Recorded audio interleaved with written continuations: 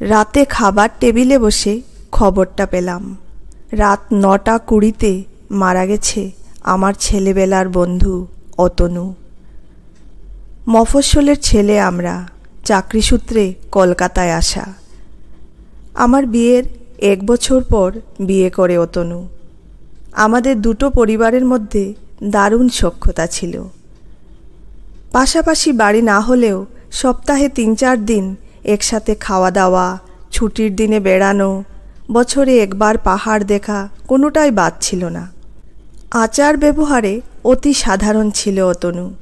কখনো দামি জামা প্যান্ট পরতে দেখিনি। ছোটোখাটো একটা চাকরিতেই সন্তুষ্ট ছিল। কিন্তু ওর স্ত্রী মুন ছিল একেবারেই ওর বিপরীত। মুন চাইতো অতনু একটা ঝাঁ চকচকে অফিসে চাকরি করুক। নিজস্ব গাড়ি থাকা সত্ত্বেও অতনু বাসে ট্রামে স্বাচ্ছন্দ্য বোধ করত।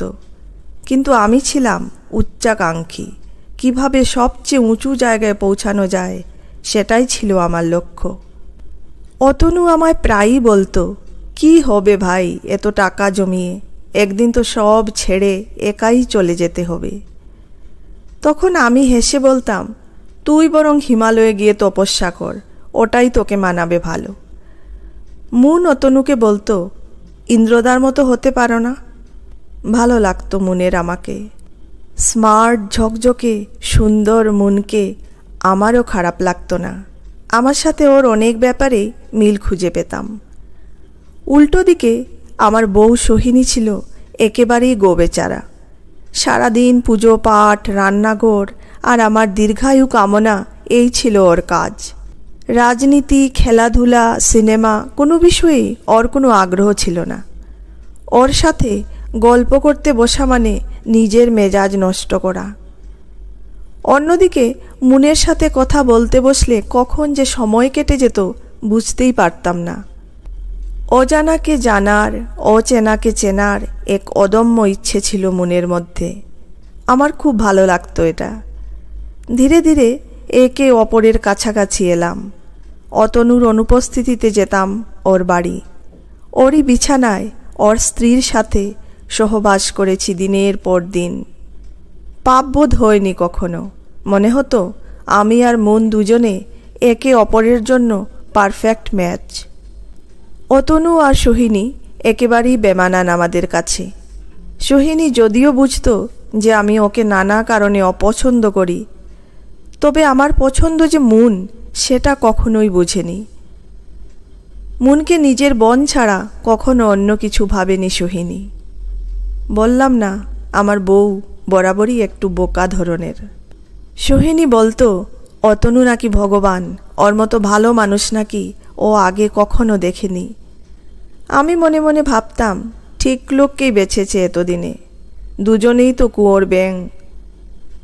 এভাবেই কাটছিল দিনগুলো। মুন আমায় আদরে আবদারে ভরিয়ে রেখেছিল। সোহিনীর খামতি নিয়ে আর ভাবতাম না, মুনও তাই বলতো। অতনুকে নিয়ে ভেবে ও আর মন খারাপ করে না। 3 দিনের জন্য মন্দারমণিও ঘুরে এসেছিলাম আমরা। আমি বলেছি অফিস ট্যুর, আর মুন বলেছিল বন্ধুদের সাথে বেড়াতে যাচ্ছে। অতনু অন্ধের মতো বিশ্বাস করত মুনকে, তাই ভুলেও সন্দেহ করেনি।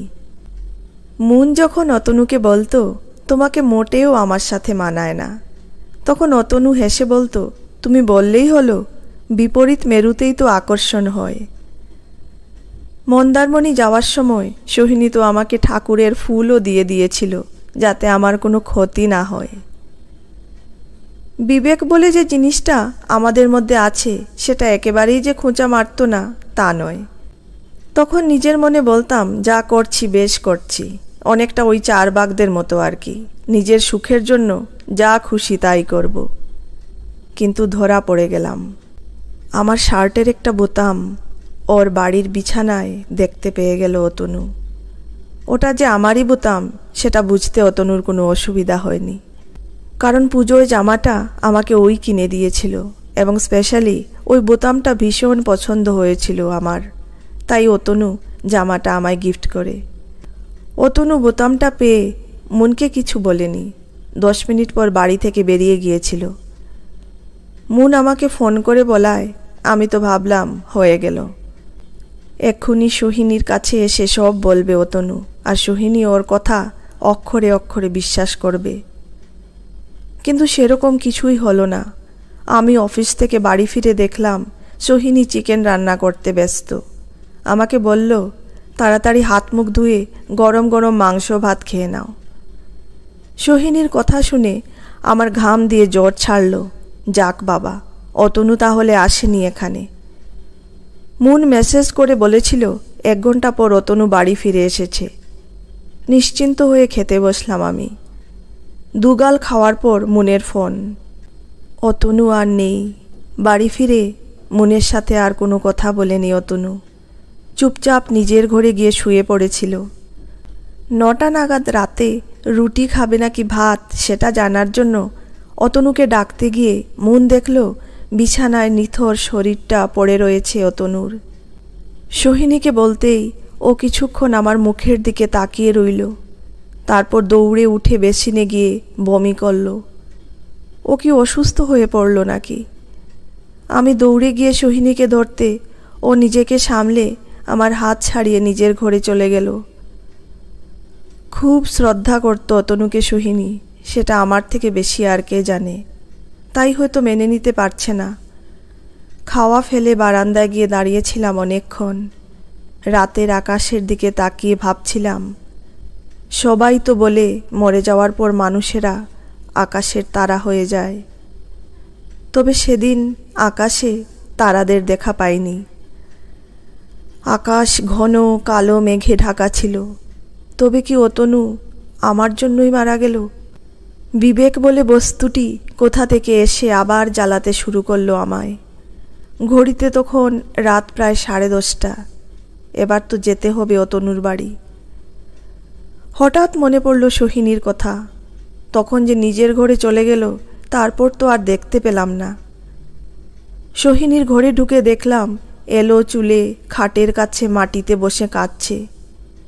দেখে মনে হচ্ছে খুব কাছের মানুষ হারিয়েছে আজ। আমার কেমন যেন সন্দেহ হলো, তাহলে কি অতনু আর সোহিনীর মধ্যে কোনো সম্পর্ক ছিল আমার আর মুনের মতো? হতেই পারে। দিনরাত সোহিনী যা প্রশংসা করত অতনুর, ওর মতো ভালো মানুষ নাকি আর হয় না। রাগে গা জ্বলে যাচ্ছিল আমার। শয়তানটা মরার আগে আমার মস্ত বড় ক্ষতি করে দিয়ে গেল। না চাইতেও আমার সন্দেহের চোখ চলে গেল বিছানায়। এখানেই ফষ্টি নষ্টি করেছে আমার বউকে নিয়ে। হয়তো খোঁজাখুঁজি করলে অতনুর কোনো চিহ্ন পেলেও পেতে পারি, কিন্তু একই কাজ তো আমিও করেছি। তাহলে এখন খারাপ লাগছে কেন? তারপর মনে হলো নিজের স্ত্রীকে অপবিত্র দেখতে হয়তো কোনো পুরুষই চায় না, তা সে নিজে যতই দুশ্চরিত্র হোক না কেন। ঘেন্নায় গা গুলিয়ে এলো আমার। সোহিনীকে চেপে ধরে জিজ্ঞেস করলাম, এত দরদ কিসের তোমার অতনুর জন্য? ও এমন কি দিয়েছে তোমায় যা আমি দিতে পারিনি? আমার কথা শুনে সোহিনী অবাক হয়ে কিছুক্ষণ আমার মুখের দিকে তাকিয়ে রইল। তারপর আমার হাত থেকে নিজেকে ছাড়িয়ে নিয়ে বলল, আমি কোনো দিক থেকেই তোমার উপযুক্ত নই। বেকার আসবাবের মতো ঘরের এক কোণে পড়ে থাকি সারাদিন। আমি খুব সাধারণ একটা জীবন চেয়েছিলাম। তোমার উচ্চাভিলাষী মনোভাবের কাছে আমি একদমই বেমানান। অতনুদা ছিল সোজা সাপটা একটা মানুষ, একদম আমার মনের মতো। মাঝে মাঝে মনে হতো যদি তুমি ওর মতো হতে তাহলে জীবনটা কত সুন্দর হতো। তার পর মুহূর্তেই মনে হতো, ধুর, এসব মনে আনাও পাপ। কাল সন্ধ্যায় অতনুদা হঠাৎ বাড়িতে এলো। দেখে মনে হচ্ছিল খুব বিধ্বস্ত, চোখ দুটো লাল হয়ে আছে। কোনো কারণে খুব কষ্ট পেয়েছে মনে হলো। কেউ মনে হয় বিশ্বাসে আঘাত করেছে এই ভালো মানুষটার। হঠাৎ আমার কি যে হলো, দৌড়ে গিয়ে অতনুদাকে জড়িয়ে ধরে বললাম, কে কষ্ট দিয়েছে তোমায়? আমি আছি তো। আমি আর শুনতে পারছিলাম না। পাশের ঘরে ছিটকে চলে যেতে চাইলে সোহিনী আমার হাত ধরে টেনে ধরে বলল, শেষটা শুনবে না?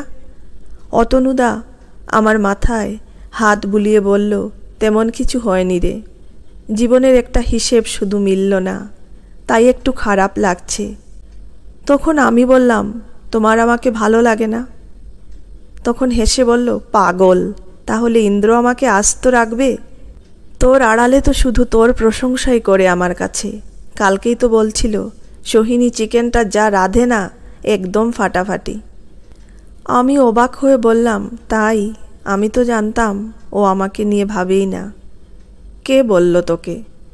খুব ভালো থাক তোরা, আমি চললাম রে, শরীরটা ঠিক ভালো লাগছে না। এই বলে চলে গেল অতনুদা, চিরদিনের মতো চলে গেল। আমি কথা বলার মতো অবস্থায় ছিলাম না। আমার পাপের শাস্তি দিতে সোহিনীকে ব্যবহার করতেই পারত অতনু, কিন্তু করেনি। নিজেই চলে গেছে চিরদিনের মতো। কখন যে চোখ দিয়ে জল গড়িয়ে পড়েছে নিজেই বুঝিনি। তারপর বুঝলাম পাষণ্ডের চোখেও জল আসে। সোহিনীকে নিয়ে পৌঁছলাম অতনুর বাড়ি। দেখলাম এক বুক যন্ত্রণা নিয়ে আমার ছেলেবেলার বন্ধু চিরনিদ্রিত। ওর মাথায় হাত বুলিয়ে মনে মনে বললাম, পারলে আমায় ক্ষমা করে দিস। জানি এ পাপের ক্ষমা নেই, তবুও যদি পারিস। মুন চুপ করে সোফায় বসেছিল। আমি সোহিনীর আড়ালে মুনকে বললাম, অতনু কাল বাড়ি ফিরে তোমাকে কিছুই বলেনি? তখন মুন বলল, একটা কথাই বলেছিল, সোহিনী আমার ছোট বোনের মতো। আমি কিন্তু ওকে ভালো থাকার আশীর্বাদ করে এসেছি। এই বলে নিজের ঘরে গিয়ে খাটে শুয়ে পড়ল। খাওয়ার জন্য ডাকতে গিয়ে দেখি ও আর নেই। কত যন্ত্রণা নিয়ে চলে গেল অতনু। আমার বিশ্বাসঘাতকতা সহ্য করতে পারল না। ডুকরে কেঁদে উঠল মুন। আমরা দুজনেই অনুতাপের আগুনে পুড়ছিলাম। একদিকে দাউ দাউ করে জ্বলছে অতনুর শরীর, আর অন্যদিকে আমাদের পুড়ছি পাপের আগুনে।